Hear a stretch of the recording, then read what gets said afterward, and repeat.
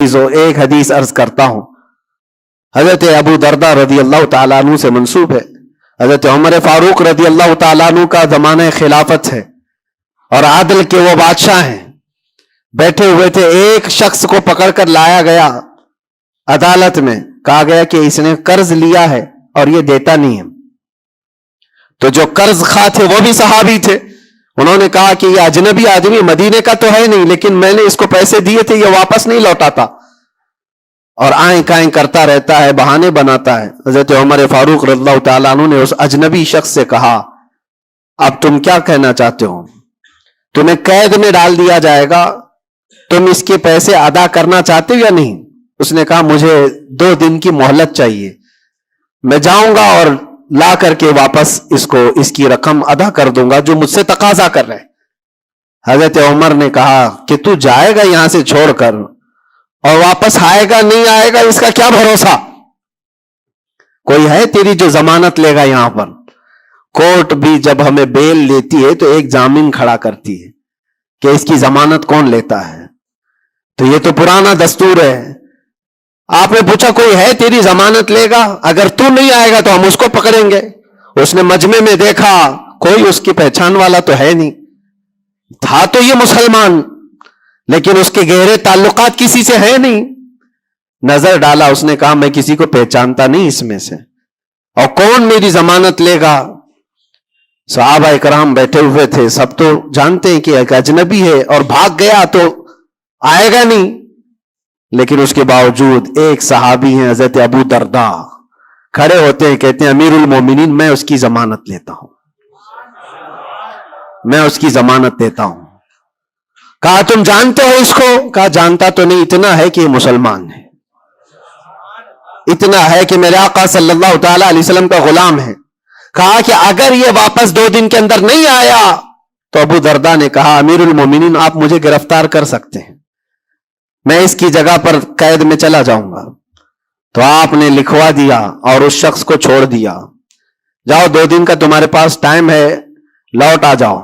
وہ چلا گیا۔ لوگوں میں تو یہی مشہور تھا، ایک بار جو چھوٹ گیا وہ عدالت سے واپس کہاں آتا ہے؟ کب وہ کسی کے شکنجے میں آئے گا؟ 2 دن کا وقت گزر گیا اور شام ہو گئی، وہ آیا نہیں۔ مغرب کا وقت تھا، اس سے پہلے امیر المومنین نے کہلا بھیجا کہ ابو دردہ سے کہو کہ اپنی گرفتاری دے دے، جس کی وہ ضمانت لیا تھا وہ آیا نہیں ہے۔ عدالت پھر سے لگی، قرض خواہ جنہوں نے قرض دیا تھا وہ بھی تھے، اور حضرت ابو دردہ کو لایا گیا، کہا کہ میں تیار ہوں۔ وہ نہیں آیا، لیکن ابھی عدالت ختم ہونے سے پہلے دیکھا کہ وہ شخص واپس لوٹ آیا، مال بھی لے کر کے آیا اور کہا کہ امیر المومنین مجھے تاخیر ہو گئی، میں معافی چاہتا ہوں، راستہ ایسا تھا ویسا تھا، لیکن میں لوٹ آیا اور جس کی امانت ہے وہ واپس کرتا ہوں۔ حضرت عمر فاروق رضی اللہ تعالیٰ عنہ نے فرمایا ٹھیک ہے، جس کا قرض ہے، جس کے تم نے لیے تھے اس کو لوٹا دو۔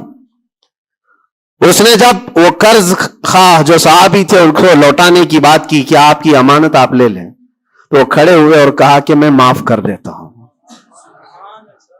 جو تو نے لیا تھا اس کو میں نے معاف کر دیا، جاؤ۔ تو حضرت عمر فاروق رضی اللہ تعالیٰ عنہ فرماتے ہیں کہ پھر یہ مجلس دیکھی تو اس اجنبی شخص سے پوچھا تو چاہتا تو بھاگ جاتا، تو چھوڑ کر چلا جاتا، واپس نہیں آتا تو کون پکڑ کر لاتا؟ تو کس علاقے کا ہے یا کہاں جاتا؟ واپس کیوں آیا؟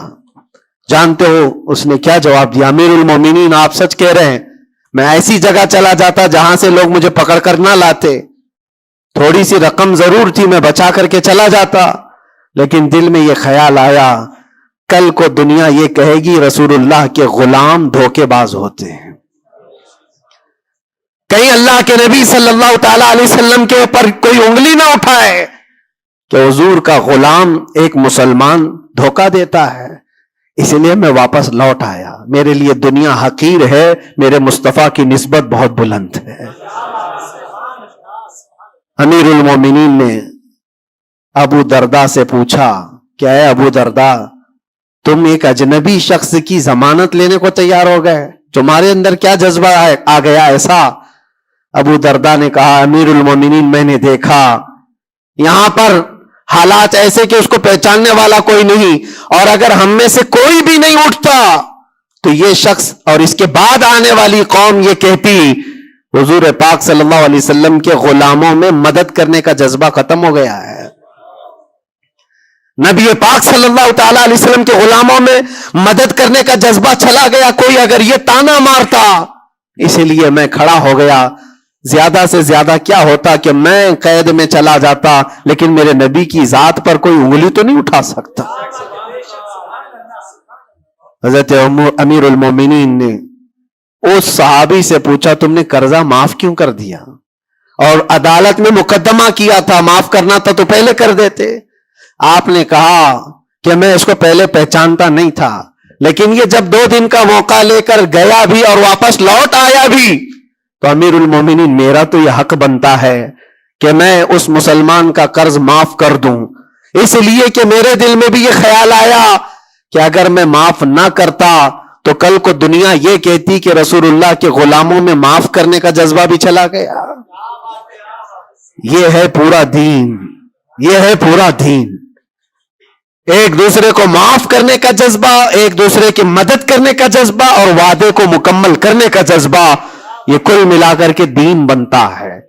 عزیزان گرامی وقار، آج جن حالات سے ہم گزر رہے ہیں، ہمارے درمیان نفرتوں کی دیواریں کھڑی ہیں، ایک دوسرے کو سلام کرنے سے بھی کتراتے ہیں، جبکہ مسجد کی صفوں میں شانے سے شانہ لگا کر کھڑے ہوتے ہیں۔ پھر وہ کون سا جذبہ ہے جو مر گیا ہے یا ختم ہونے کو آ گیا ہے؟ زندہ کرو۔ ہم اس نبی پاک صلی اللہ تعالی علیہ وسلم کی امت میں ہیں، اس نبی پاک صلی اللہ تعالی علیہ وسلم کی امت ہے جہاں ہماری جان جا رہی ہو لیکن میرے پڑوس میں کوئی پیاسا ہو تو ہم پانی نہ پی کر اسے پانی پلا دیتے ہیں۔ ہماری یہ تاریخ رہی ہے کہ نہیں رہی ہے؟ صحابہ اکرام کی یہ تاریخ ہے۔ مدینہ طیبہ کو جا کر دیکھ لینا، نبی پاک صلی اللہ تعالی علیہ وسلم کے اس پاک زندگی میں ایسا بھی تھا کہ ایک صحابی کے گھر گوشت کا تحفہ آیا، بھنا ہوا گوشت تھا، کسی نے دیا، انہوں نے یہ سوچ کر کے بغل میں دے دیا مجھ سے زیادہ بھوکے میرے پڑوسی ہیں، پڑوسی نے یہ سوچا مجھ سے زیادہ میرا پڑوسی بھوکا ہے، وہ گوشت کی بھنی ہوئی سری بکری کی مدینے میں ایک رات میں سب گھروں میں گھومتی گھومتی اسی پہلے صحابی کے گھر آ گئی۔ ہر ایک کو یہ خیال تھا مجھ سے زیادہ حق اس کا ہے، ہر ایک کو یہ خیال تھا مجھ سے زیادہ اس کا حق ہے۔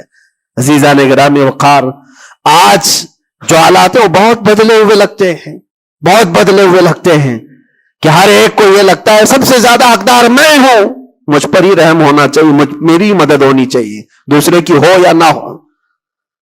یہ تمام باتیں صرف اس لیے کہہ رہا ہوں کہ ائمۃ المسلمین اور عامتہم جو حدیث پاک میں آیا ہے، مسلمانوں کے امام، مسلمانوں کے لیڈر، ان کے بارے میں خیر خواہی کرنا یہ بھی دین ہے۔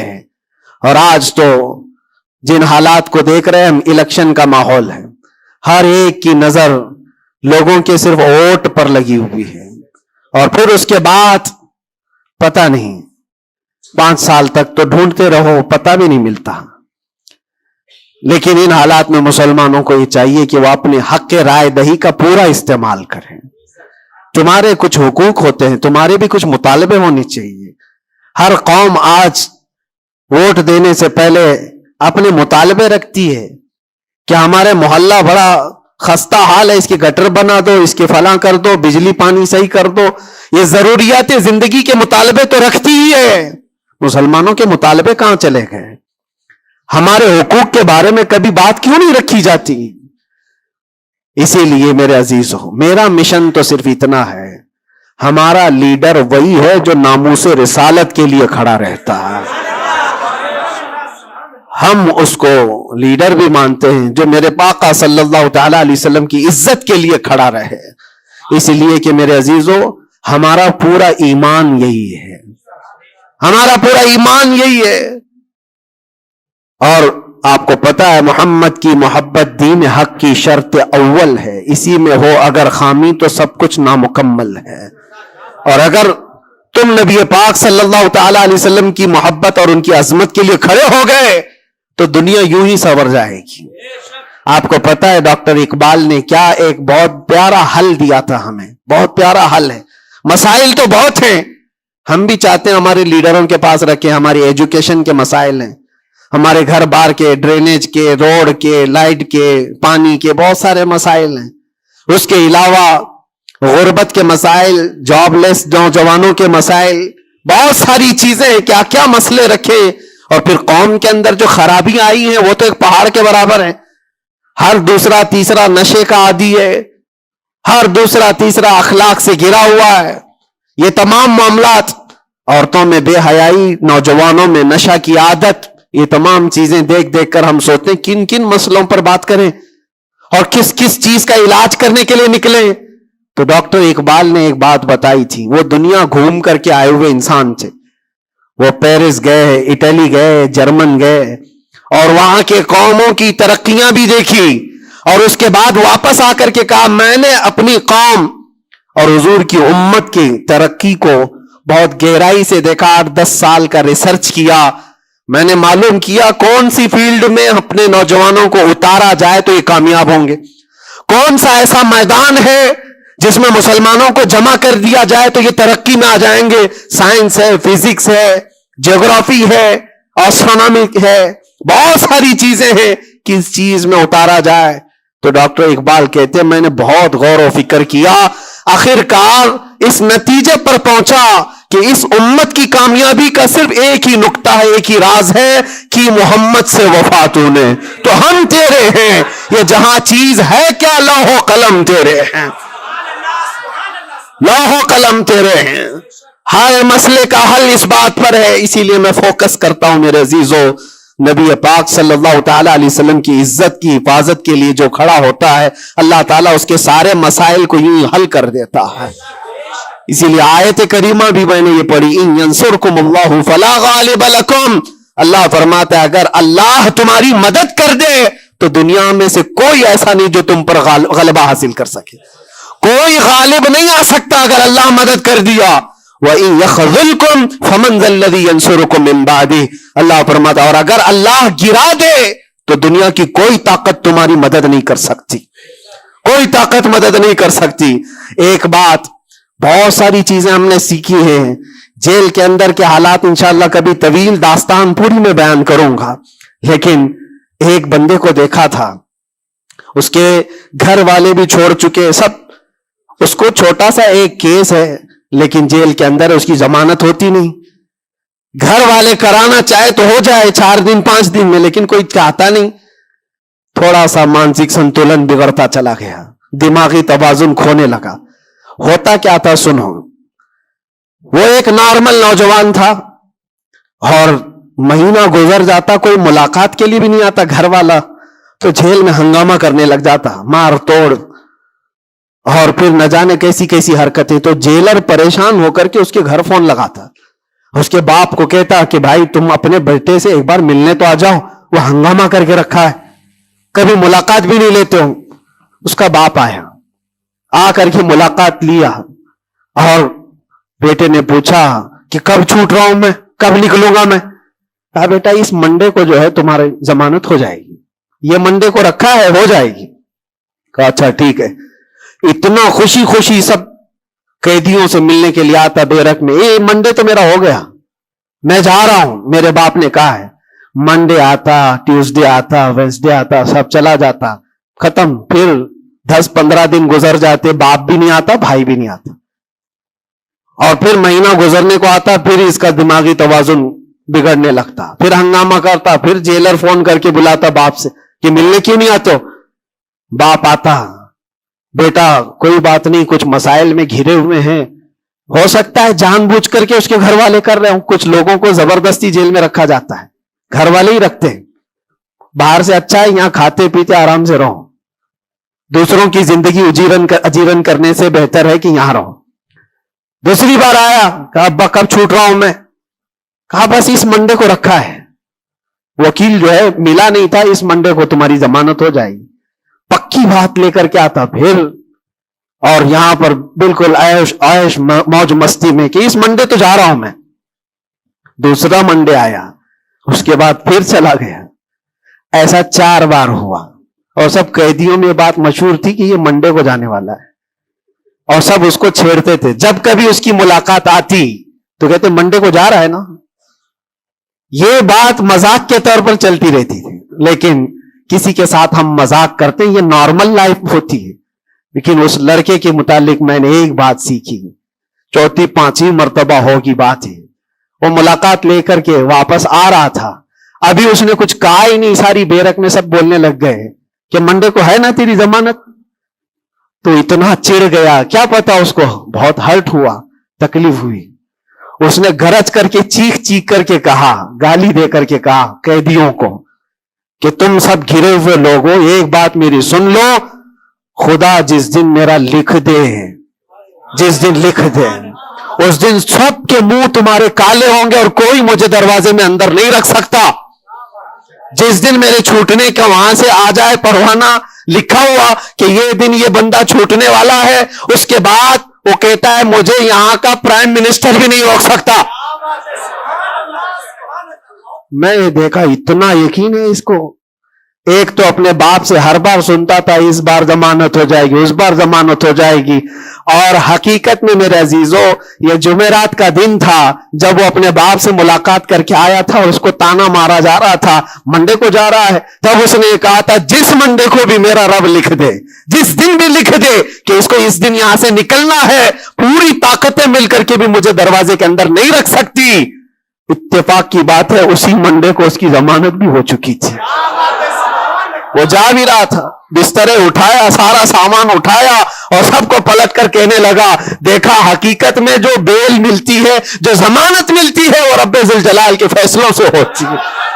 یہ یقین اور توکل کی بات میں عرض کر رہا ہوں. عزیزان گرامی وقار، بہت سارے ایسے مسائل ہیں، اسی لیے میں آپ سے کہتا ہوں اگر اللہ مدد کر دے تو کوئی غالب نہیں آ سکتا، اور اگر اللہ تعالیٰ گرا دے تو پھر کوئی مدد بھی نہیں کر سکتا.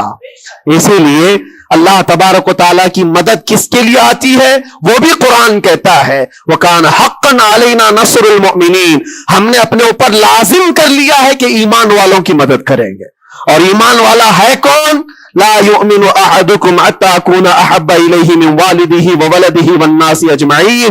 میرے آقا فرماتے ایمان کامل اس کا ہے جو ساری دنیا سے زیادہ مجھ سے محبت کرتا ہے.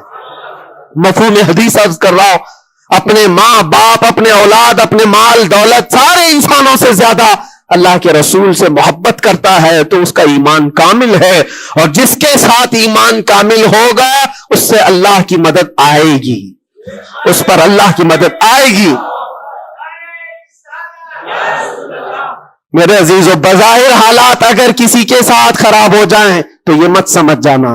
میں اکثر ایک بات محسوس کرتا تھا کہ ظالموں نے جس انداز میں بے قصور لوگوں کو بھی قید کیا اور ہمیں بھی زبردستی جن حالات سے گزارا گیا، پھر کبھی عرض کروں گا انسانی فطرت ہے، کبھی کبھار بکھر جاتے ہیں. تقاضا بشریت کے اعتبار سے گھبراہٹ تو ہمیں بھی ہوتی تھی، پھر تاریخ یاد آتی میں پہلا تھوڑی نہ ہوں.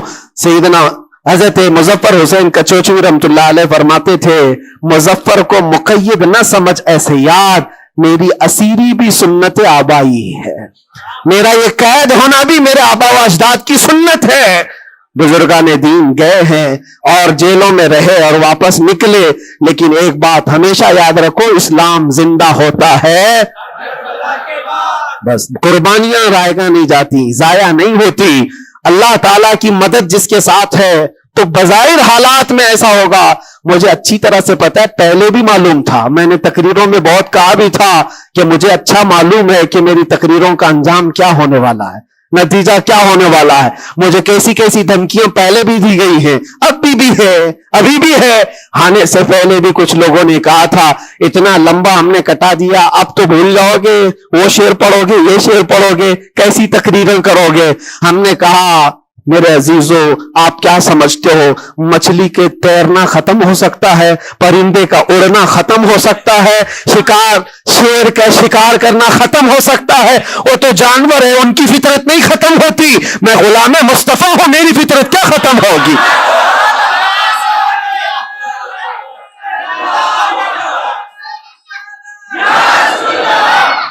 میں غلام مصطفیٰ ہوں، حق بات بولنا میری فطرت ہے. اور ہم اپنی فطرت سے بغاوت نہیں کرتے. اور یہ 8 مہینے نہیں 8 سال بھی رہے اس کے بعد نکالیں ہم وہی بات کہیں گے جو میرے مصطفیٰ کی عزت کی بات ہوگی. عزیزان گرامی وقار، حالات بظاہر کچھ دنوں کے لیے ہوتے ہیں. امام احمد بن حنبل پر تو 1500 کے قریب نہیں 300 کے قریب کوڑے لگائے گئے تھے. 300 کوڑے کس کو کہتے ہیں؟ انسان مر جاتا ہے. وہ امام احمد بن حنبل 5 لاکھ حدیثوں کے حافظ، لیکن جمے رہے، ڈٹے رہے. نہ کبھی ان کا عزم ختم ہوا، نہ حوصلہ ختم ہوا. ائمہ اعظام کو یہ تمام چیزیں گزرنی پڑی ہیں. امام اعظم ابو حنیفہ رحمۃ اللہ تعالی علیہ جیل میں تو انتقال ہو گیا، جیل میں انتقال ہو گیا اس امام کی جس کو کروڑوں آج فالو کرتے ہیں. عزیزان گرامی وقار، ایک بات یہ سمجھ کر کے چلو، مصیبتیں آئیں گی لیکن اللہ کی مدد بھی آئے گی. ہاں، ہر اندھیرے کے بعد اجالا ہوتا ہے. ان مع العسر یسرا، اللہ قرآن میں فرماتا ہے ہر تکلیف کے بعد آسانی ہے، ہر تکلیف کے بعد آسانی ہے. اور میں تو ذہن میں یہ پریپیئر کر کے رکھا تھا، ذہن میں دماغ میں یہ بات بٹھا کر رکھا تھا، آزاد ہونا نہ ہونا یہ اللہ کی مرضی پر ہے. لیکن اگر مر کر کے میری لاش بھی باہر آتی تب بھی مجھے اس بات کا اطمینان تھا جو بات ہمیں کہنی تھی وہ ہم کہہ چکے. انشاءاللہ رب تبارک و تعالی ہماری ان باتوں کو بچوں تک یہ محفوظ بھی کرائے گا. اور مجھے تو باہر کی خبریں زیادہ نہیں ملتی تھی کہ یہاں لوگوں کے دلوں میں کیا جذبات ہیں، بچوں کے دلوں میں کیا جذبات ہیں. لیکن قیدی جب جاتے تھے چھٹی پر 4 دن 5 دن اور واپس آتے تو یہی کہتے ڈسکس تو ہمارا کچھ نہیں ہوتا، آپ کے بارے میں ہمارا خاندان پوچھتا رہتا ہے.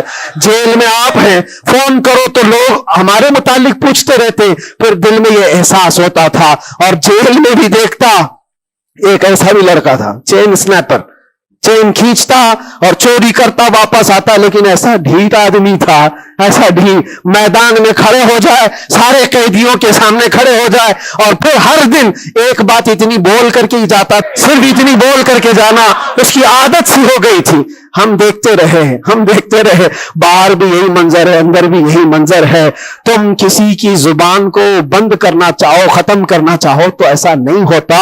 اللہ تبارک و تعالیٰ جس چیز کو چاہے ہر جگہ پھیلا دیتا ہے.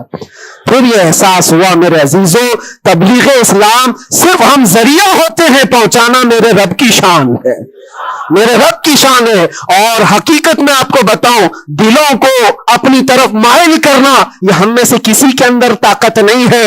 آج ہزاروں لاکھوں جو مجھے سننا چاہتے ہیں، اس میں بظاہر میرا کوئی کمال نہیں. بات ان کی کرو اور ہر دل پہ راج کرو، ان کی بات کرو.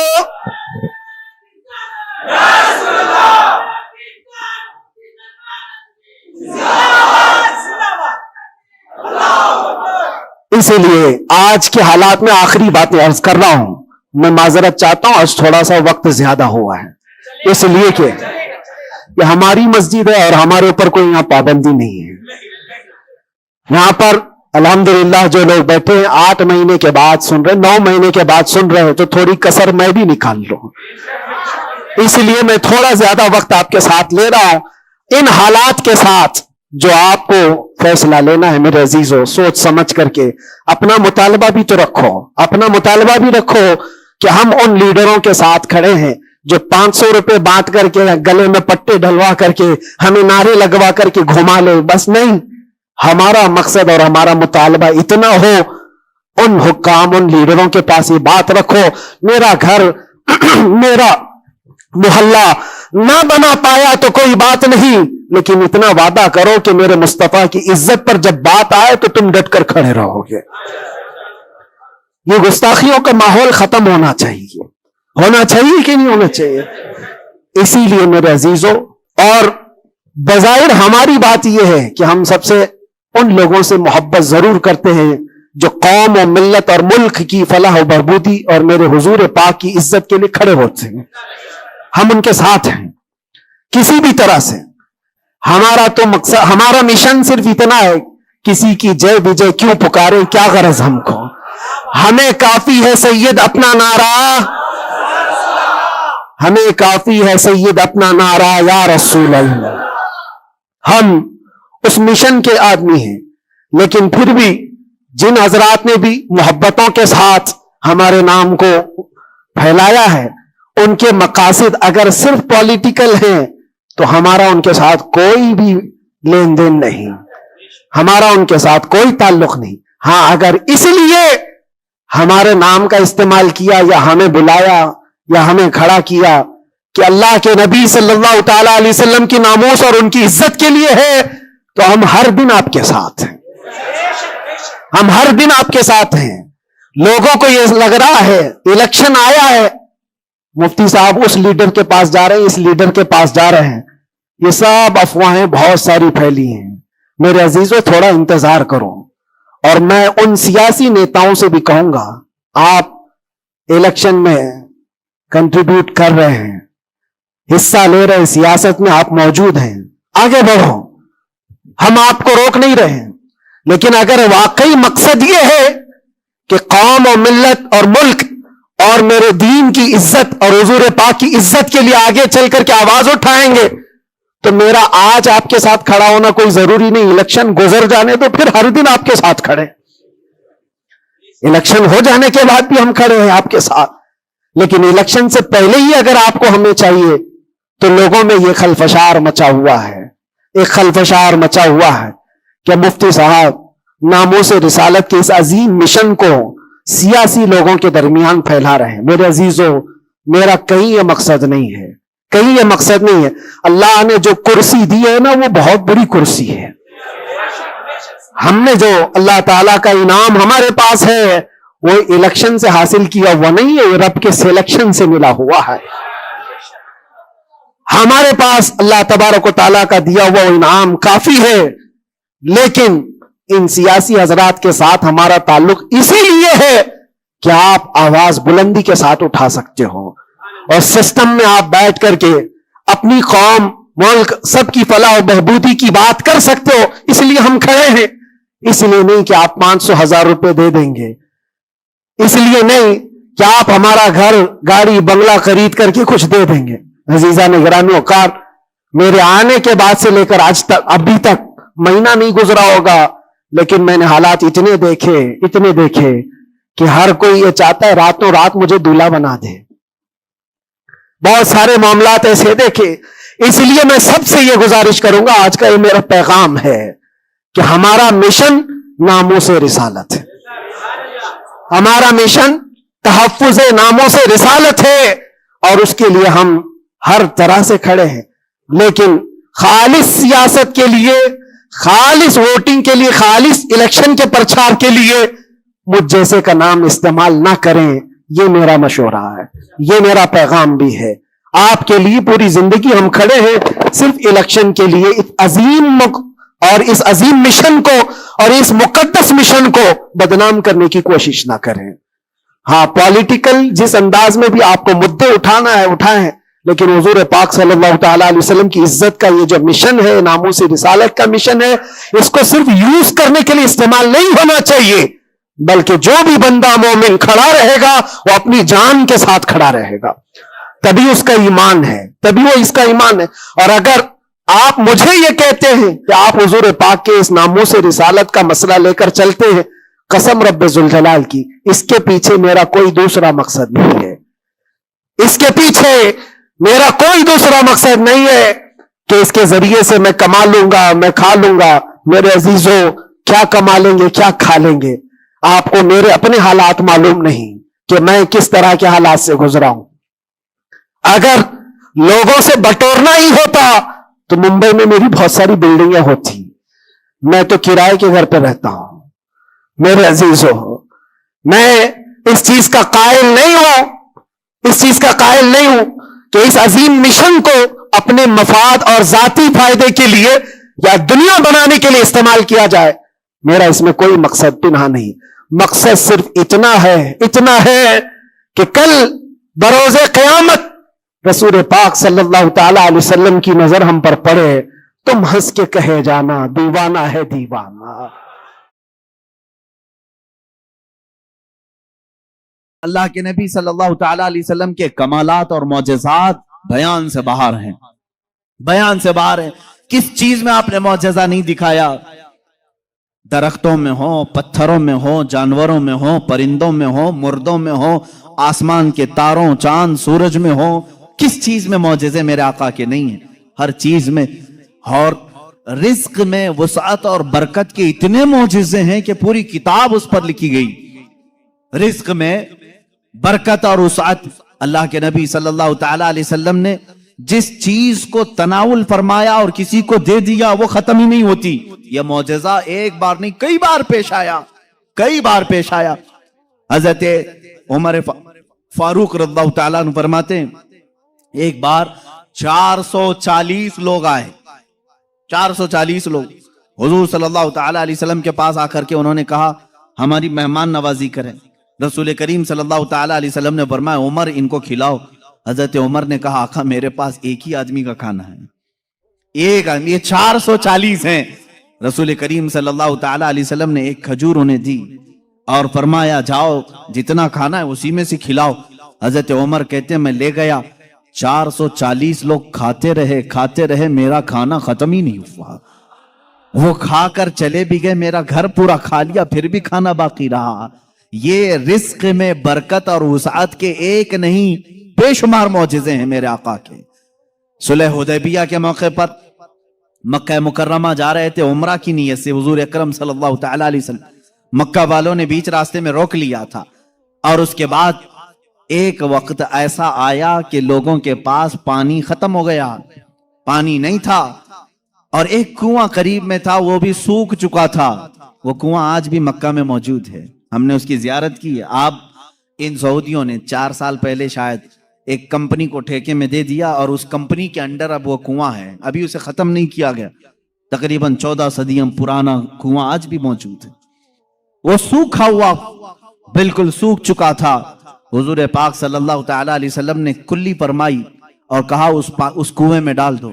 صحابہ کہتے ہیں ہم نے اس کنویں میں پانی ڈال دیا، تھوڑا سا کلی کا پانی تھا، کنواں لبالب بھر گیا.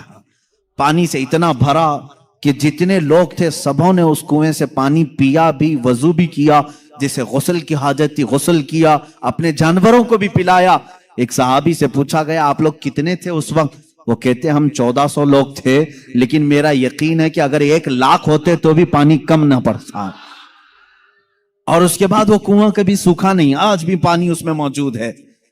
اور ایک کنواں بیر شفا جس کو کہتے ہیں، اس کے متعلق میں نے یہ سنا ہے کہ وہ نہایت ہی کھاری پانی، کڑوا پانی، جانور بھی نہیں پیتے تھے. اللہ کے نبی صلی اللہ تعالی علیہ وسلم بدر سے واپسی کے موقع پر اس میں اپنا لعاب پاک ڈالا، وہ پانی آج بھی میٹھا ہے، آج بھی میٹھا ہے. ان سعودیوں نے اس میں سیمنٹ بھر دیا، ڈامر ڈال دیا، تارکول ڈالا، کیمیکل ڈالا. ان کے اعتبار سے یہ شرک ہے. یہ سب سنی لوگ آتے ہیں تبرک سمجھ کر کے اس پانی کو نکالتے ہیں، اس کی کوئی اصل نہیں، اس کی کوئی سند نہیں، اس کا کوئی ثبوت نہیں. اور اس غصے میں انہوں نے کنویں میں ہر چیز ڈالی، لیکن پانی بھی بڑا ضدی ہے، ہر چیز کو نکل کر کے پھر باہر آتا ہے. ساری چیزیں ختم ہوتی ہیں. ابھی 6 مہینے پہلے کے سفر میں بھی پانی پی کر کے آئے. انہوں نے وہاں پہرے دار لگائے. آج بھی پتہ نہیں بغض کس بات کا ہے، بغض کس چیز کا ہے. تمہیں سینما تھیٹروں سے تکلیف نہیں ہوئی، بیر شفا سے اتنی تکلیف؟ تمہیں بیچ کھولنے میں شرم و حیا نہیں آئی؟ مصطفیٰ کریم صلی اللہ تعالی علیہ وسلم کے عشاق اور محبت کرنے والے اگر تاریخ کی کسی چیز کو دل و جان سے یقین کے ساتھ عمل کرتے ہیں اور انہیں شفا بھی ملتی ہے تو ان کے پیٹ میں درد کیوں ہوتا ہے؟ حیرت کی بات ہے. عزیزان گرامی وقار، ایک بات، ایک فارمولہ تو مجھے سمجھ میں آتا ہے، ہر آدمی اپنے بڑوں کی روش پر چلتا ہے، ہر آدمی اپنے آقاؤں کو ضرور خوش کرتا ہے. الحمدللہ ہم ان تبرکات پر مر مٹتے ہیں، جان دیتے ہیں، اس لیے کہ ہمارے آقاؤں کا تبرک ہے. اور یہ ہر اس چیز کو مٹانے کی کوشش کرتے ہیں اس لیے کہ یہ بھی اپنے آقاؤں کی نسل میں سے ہیں. یہودی ہمیشہ چاہتے تھے کہ نام مصطفیٰ مٹا دیا جائے، ہمیشہ چاہتے تھے. تورات میں کھرچ کھرچ کر کے نام نکالے انہوں نے، لیکن اعلیٰ حضرت فاضل بریلوی رضی اللہ تعالیٰ عنہ نے یہ فرمایا تو گھٹائے سے کسی کے نہ گھٹا ہے نہ گھٹے، جب بڑھائے تجھے اللہ تعالیٰ تیرا. مٹ گئے مٹتے ہیں مٹ جائیں گے آدھا تیرے، نہ مٹا ہے نہ مٹے گا کبھی चर्चाते रहा। हुजूर पाक सल्लल्लाहु ताला अलैहि वसल्लम की कोई चीज तुम तारीख से नहीं मिटा सकोगे। बहरहाल रिज्क में बरकत और वसाअत के बेशुमार मौजज़ात हैं। एक बार तो कमाल की बात है, मकाम ज़ोरा पर हुजूर पाक सल्लल्लाहु ताला अलैहि वसल्लम तशरीफ फरमाए। यहां सहाबा कहते हैं हमारे पास पानी फिर खत्म हो गया।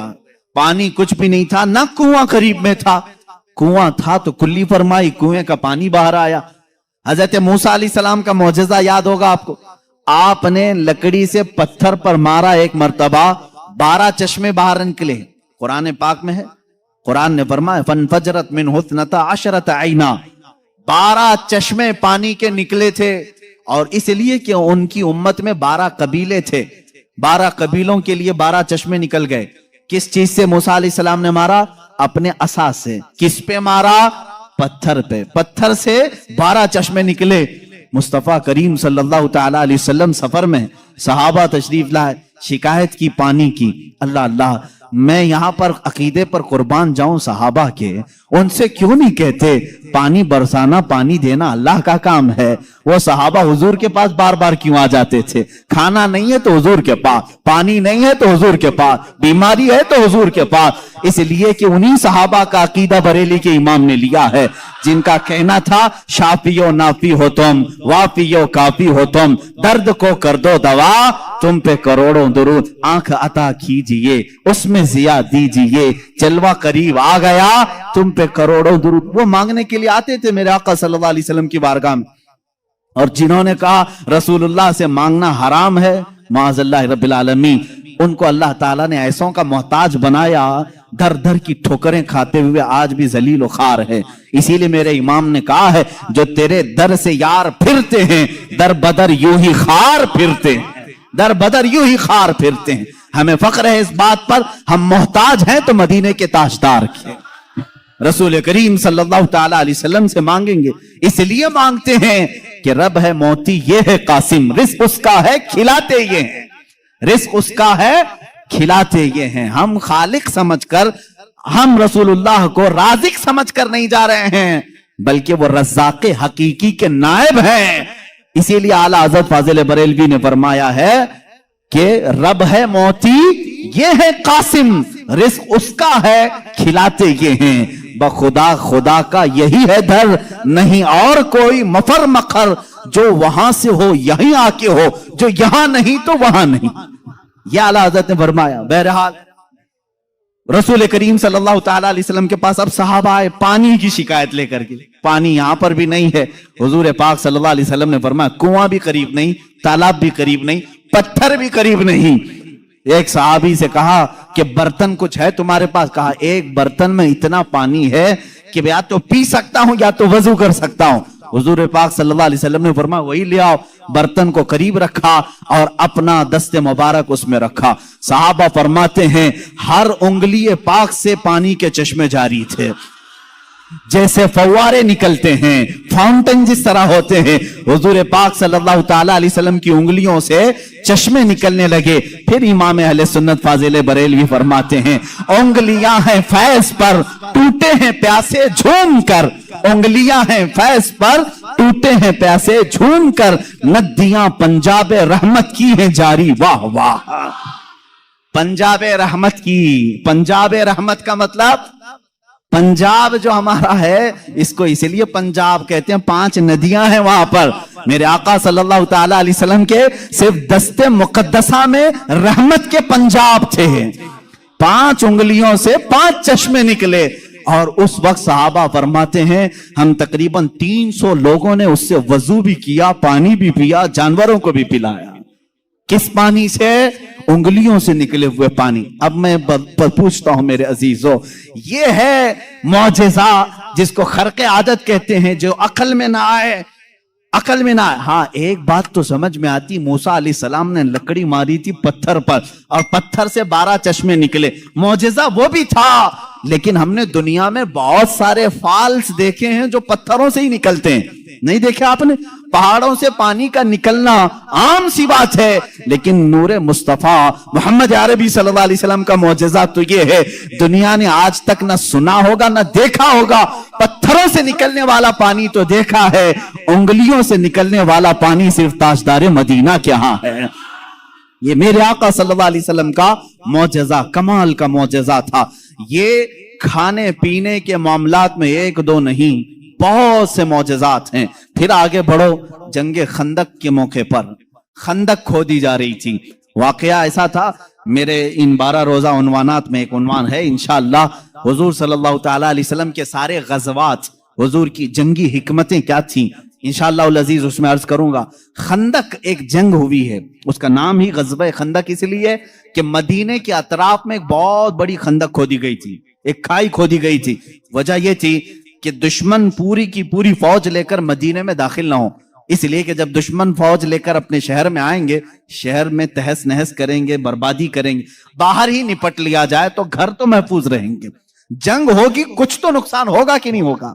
جیسے دیکھنے عراق تباہ ہو گیا، شام تباہ ہو گیا۔ یہی جنگ اگر امریکہ میں ہوتی تو کیا وہ بچا ہوتا؟ جہاں جنگ ہوتی وہاں کے گھر اجڑ جاتے۔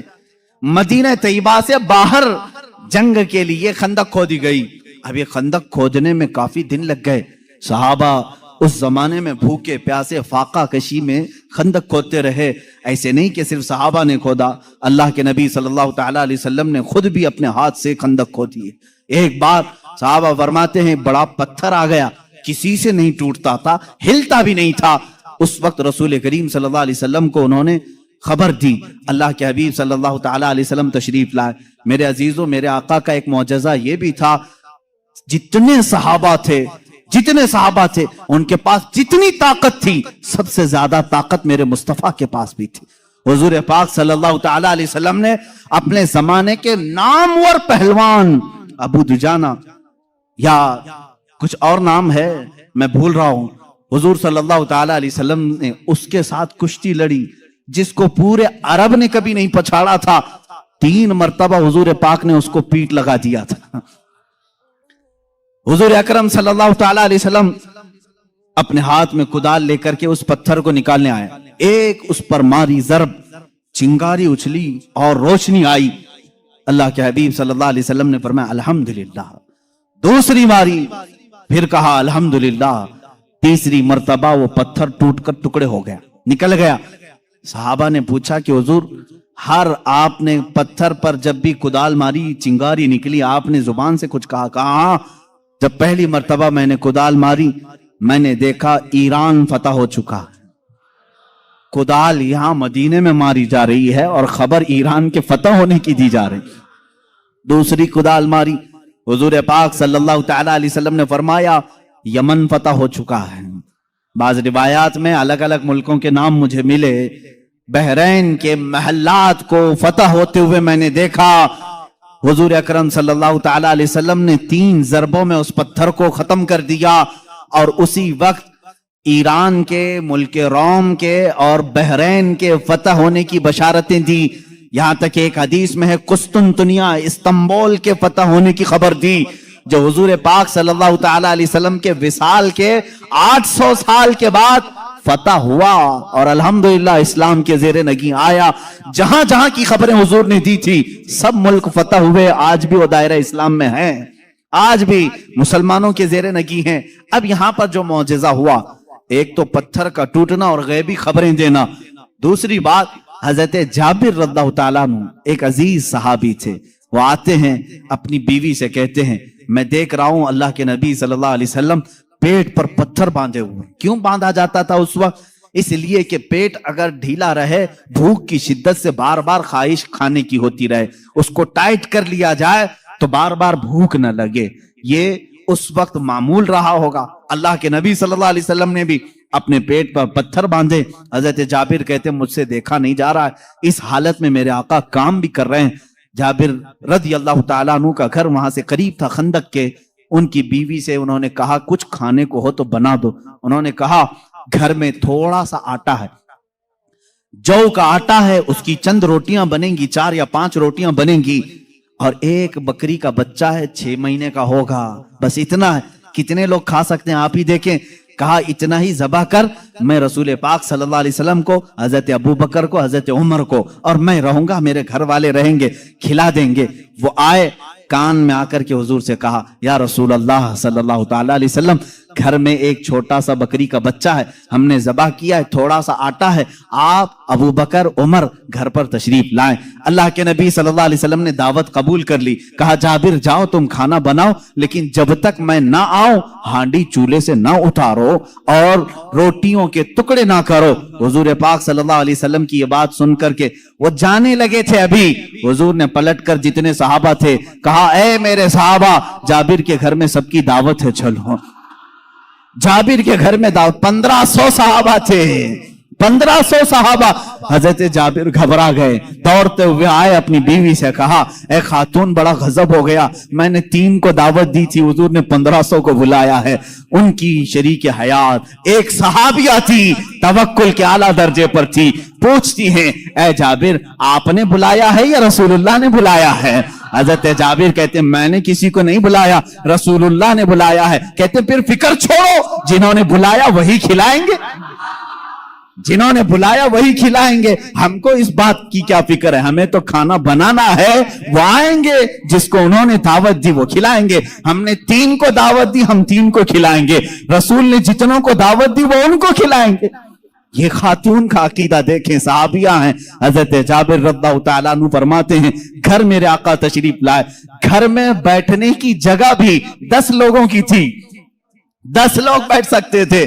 اللہ کے حبیب صلی اللہ تعالیٰ علیہ وسلم تشریف لائے اور اس ہانڈی کو جو چولہے پر رکھی ہوئی تھی, کہا اس کو اتارنا نہیں, اس میں اپنا لعاب پاک ڈالا اور اس کے بعد فرمایا نکال کر دیتے جاؤ. حضرت جابر کہتے ہیں 10-10 لوگوں کا کھانا نکالتا تھا, روٹیاں دسترخوان پر بچھائی جاتی تھی. شام ہو گئی, 1500 صحابہ کھا لیے, ابھی میری ہانڈی میں آدھا کھانا باقی ہی رہا.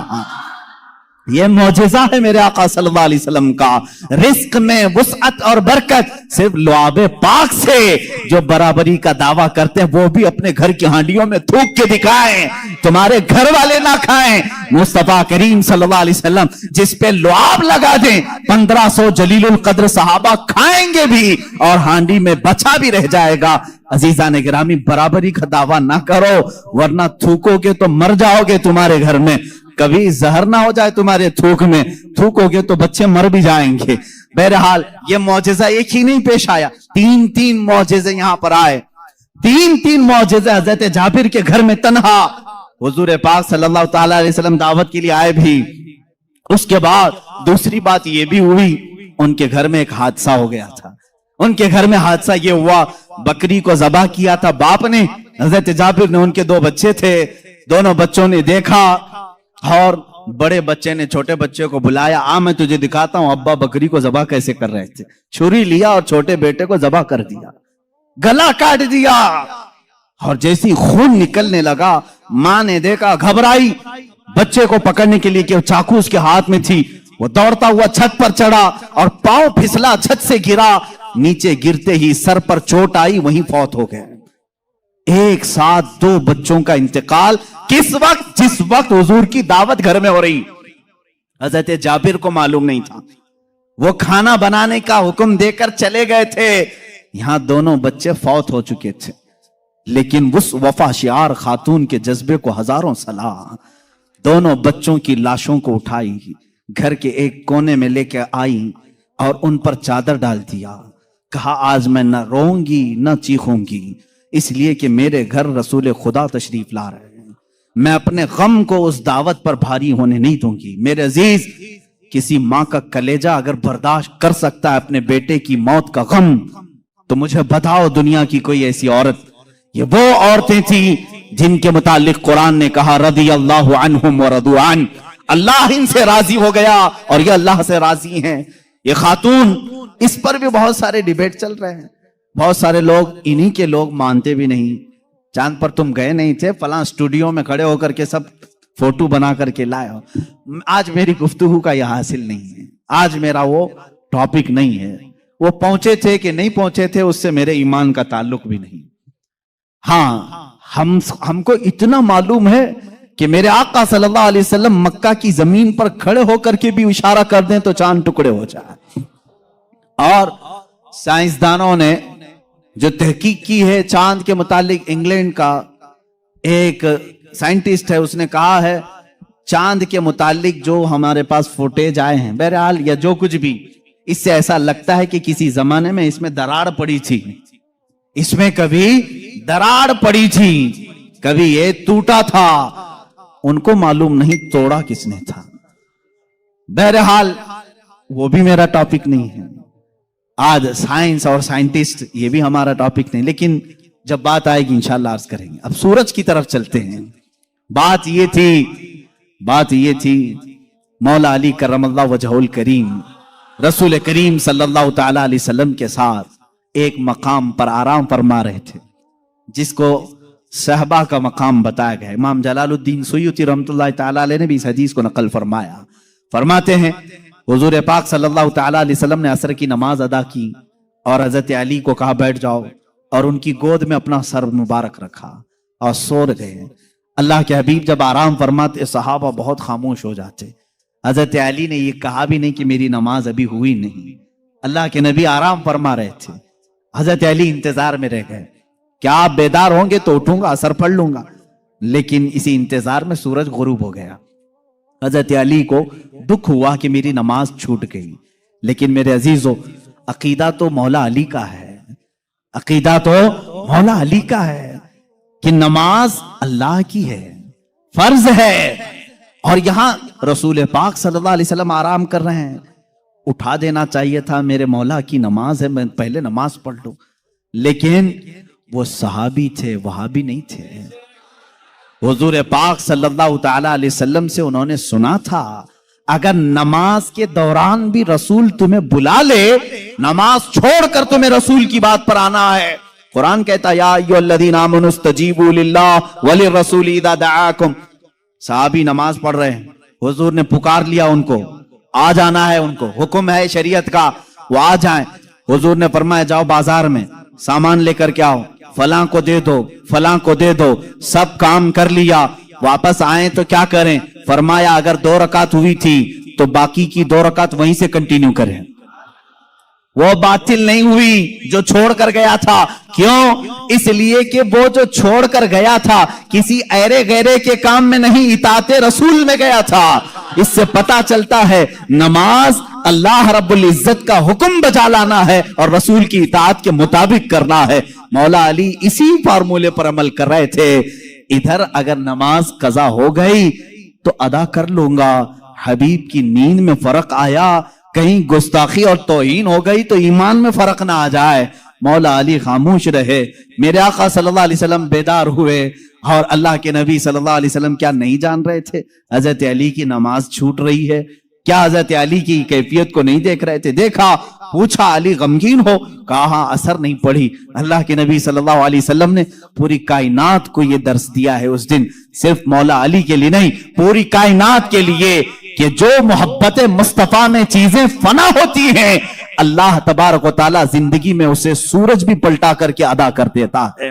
حضرت علی رضی اللہ تعالیٰ عنہ کے لیے حضور پاک صلی اللہ علیہ وسلم نے ڈوبے ہوئے سورج کی طرف اشارہ فرمایا اور کہا کہ جہاں تو ڈوبا ہے پلٹ آ.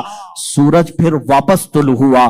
حضرت ام سلمہ رضی اللہ تعالیٰ عنہ حضور کی زوجہ ہیں، فرماتی ہیں ہم نے پہلی مرتبہ سورج کو پچھم سے پھر سے نکلتے ہوئے دیکھا، تھوڑی دیر کے لیے، ایسا نہیں کہ پورا نکلا.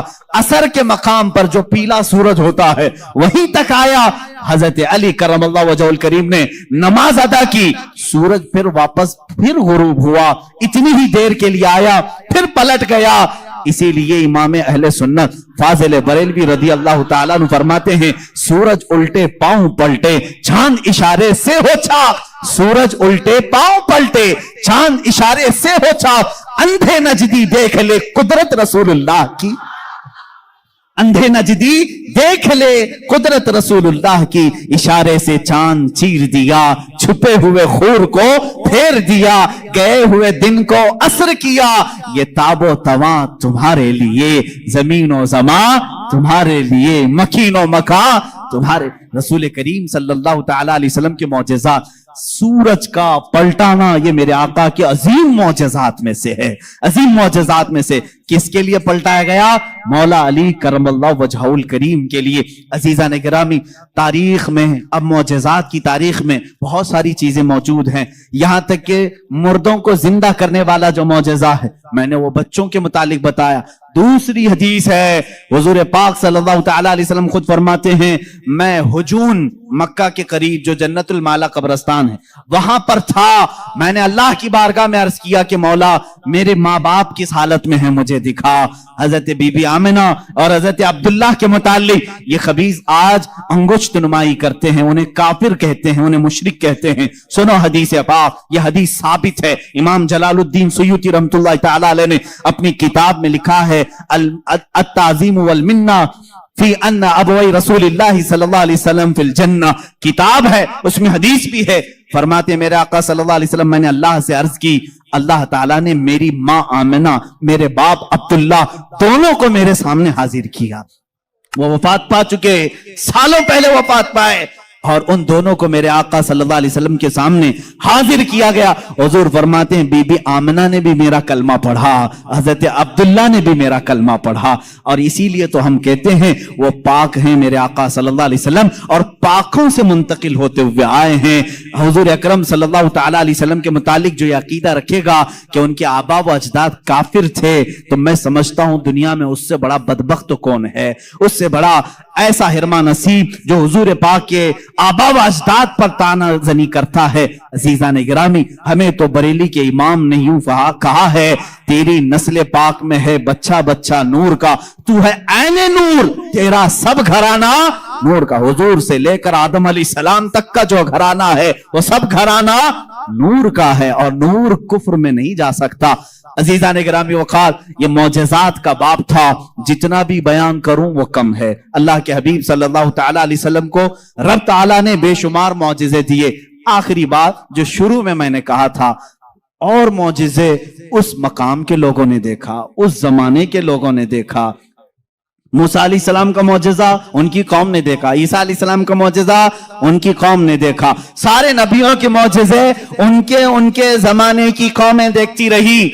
मोहम्मद अरबी सल्लल्लाहु तआला अलैहि वसल्लम को अल्लाह ने एक मौजज़ा ऐसा दिया जो हम भी देख सकते हैं, क़यामत तक देख सकते हैं, क़यामत तक देख सकते हैं, और वो मौजज़ा है अल्लाह की किताब कुरान मुक़द्दसा। ये रसूल करीम सल्लल्लाहु अलैहि वसल्लम का मौजज़ा है जो काफिरों के सीनों पर आज भी चैलेंज बन करके पुकार रही है। हिम्मत है तो लाओ इस तरह की एक किताब जिसमें अल्लाह रब्बुल इज्जत ने मौजज़ात के कमालात रखे हैं। बल्कि कुरान आज भी चैलेंज कर रहा है, ए अमेरिका, ए रूस के सुपर पावर, ए रशिया वालों, तुमने एटम बम बहुत बना लिए, मिसाइल पेट्रोल बहुत बना दिए, लाओ अल्लाह के कलाम के एक मिसल जिसको कुरान में मोतियों के तारों में जिस तरह बांधा गया है, जिसके इब्तिदा सूरह फातिहा से होती है, जिसकी खत्म नास पर होती है। अल्लाह ने पूरी किताब लाने के लिए तो चैलेंज किया ही था, बाद में कम किया गया और कहा गया पूरी किताब नहीं ला सकते, 10 सूरतें ला करके दिखा दो, 10 सूरतें इस तरह ला कर दिखा दो। 10 सूरे नहीं ला सके, फिर अल्लाह ने फरमाया चलो 10 आयतें ला के दिखा सको। है मेरे अजीजों, फख्र से कहो, ऐ मुसलमानों, आज भी जिंदा जावेद मौजज़ा रसूलुल्लाह का हमारे दरमियान मौजूद है, वो अल्लाह की किताब कुरान मुक़द्दसा है। कोई अगर तुम्हारे हक्कानियत की दलील तुमसे पूछे, तुम्हारा मजहब हक है, क्या दलील है, उसके सामने कुरान पेश कर देना। कुरान 14 सदियों पहले आज के होने वाले वाकयात बयान कर रहा है, तेरे भी पास इसका कोई जवाब है तो ला करके दिखा दे, इसलिए कि रसूलुल्लाह का मौजज़ा है। दूसरा मेरी तरफ से चैलेंज है, सारे कंप्यूटर, सारे वेब, जितने भी इंटरनेट की दुनिया है, सारे हैकर जो इस जमाने में बड़ी बड़ी बैंकों को हैक करते हैं, सबसे मेरा चैलेंज है, आओ अल्लाह की किताब कुरान मुक़द्दसा को हैक करके दिखाओ और एक आयत हैक करके दिखाओ, मैं मान लूंगा। एक ज़बर हैक करके दिखाओ, नहीं कर सकोगे।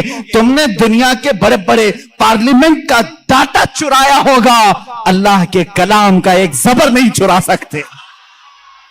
ये मेरा चैलेंज है, हैकर सब जमा हो जाओ, अल्लाह की किताब को हैक करके दिखाओ। इंशाअल्लाह अज़ीज़ सुबह क़यामत तक तक नहीं कर सकोगे। मुझ जैसे करोड़ों लोगों को अल्लाह ने पैदा किया जिनके सीनों में अल्लाह ने ये कुरान महफूज किया है। अजीजा ने गिरामी वखार, ये मेरे मुस्तफा का जिंदा जावेद मौजज़ा है। इसको सीने से लगाओ, इसको पढ़ो भी, इस पर अमल भी करो। मौला हमें दुनिया में कुरान के साथ रखे और साहिब कुरान की मोहब्बत के साथ रखे। जब कब्र में जाएं तो मौला हमें कुरान के साथ कब्र में ले जाए और साहिब कुरान की जियारत नसीब करे। जब हशर में मौला हमें उठाए तो कुरान के साथ उठाए और साहिब कुरान ताजदार मदीना की शफाअत नसीब फरमाए। व आखिर दावाना अल्हम्दुलिल्लाहि रब्बिल आलमीन। चादर ओढ़ा करके दोनों बच्चों की लाश पर रखी हुई हैं। मेरे आका सल्लल्लाहु अलैहि वसल्लम जिस वक्त घर में आए, खाने के लिए दस्तरखान पर जब बैठे, आपने लुक़मे उठाए। उसके बाद हजरत जाबिर से कहा, जाबिर तुम्हारे बच्चे नहीं दिखते, कहां हैं? वो बीमार थे। बीवी से आकर के कहा, खातून कहां हैं बच्चे? खातून ने कहा वो सो रहे हैं, वो सो रहे हैं, आप जाएं। हुजूर पाक सल्लल्लाहु अलैहि वसल्लम के साथ बैठे हैं। वो आए, कहा हुजूर वो आराम कर रहे हैं, सो रहे हैं। हुजूर पाक सल्लल्लाहु अलैहि वसल्लम ने फरमाया जाओ उनको ढूंढ लाओ। दोबारा आए, खातून से कहा कि बच्चे कहां हैं? कहा आपको मालूम था वो बीमार थे। कहां वो बीमार थे? कहा वो बहुत अच्छी नींद में सोए हुए हैं, नहीं उठेंगे। खातून ये कह रही हैं, अपने शोहर को तक जाहिर नहीं किया। हजरत जाबिर दोबारा, तीसरी बार मेरे आका सल्लल्लाहु अलैहि वसल्लम ने फरमाया, जाबिर मुझे अल्लाह का हुक्म है कि मैं तेरे बेटों के साथ खाऊं। हुजूर पाक सल्लल्लाहु अलैहि वसल्लम दस्तरखान से उठ गए, खाना रखा हुआ था, अंदर खुद चल करके आए, खुद पूछा कि कहां सो रहे हैं, मुझे भी दिखा दो। हजरत जाबिर की खातून जो थी, बीवी थी, वो उस कमरे में ले गई, लाशों पर से चादर उठाया। हजरत जाबिर कहते हैं मैं देख करके दहल गया, बच्चों की लाशें हैं। अल्लाह के नबी सल्लल्लाहु ताला अलैहि वसल्लम करीब गए, दोनों बच्चों के हाथों को पकड़ा और कहा बहुत देर से हम तुम्हारे इंतजार में, उठो दस्तरखान बिछा है। दोनों बच्चे अपने कपड़े झाड़ते हुए खड़े हो गए। मूसा ईसा अलैहिस्सलाम के मुर्दों को जिंदा करने का मौजज़ा तुमने सुना होगा। अगर आपको मुफ्ती सलमान अजहरी साहब का बयान पसंद आया हो तो हमारे चैनल को लाइक, शेयर और सब्सक्राइब करना ना भूलें। अल्लाह हाफिज। माशाअल्लाह, सुबहान अल्लाह, कितना प्यारा बयान था मुफ्ती सलमान अजहरी साहब का। हज़रत उमर फ़ारूक रज़ियल्लाहु ताला अन्हु का इंसाफ एक दुनिया के लिए मिसाल है। आज हज़रत उमर फ़ारूक रज़ियल्लाहु ताला अन्हु के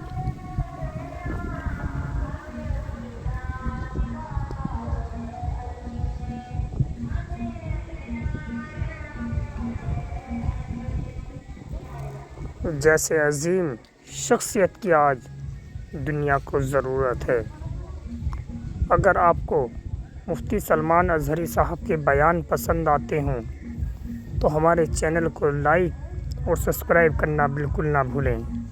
हम आपकी खिदमत में हर रोज़ एक नई वीडियो लेकर आते हैं।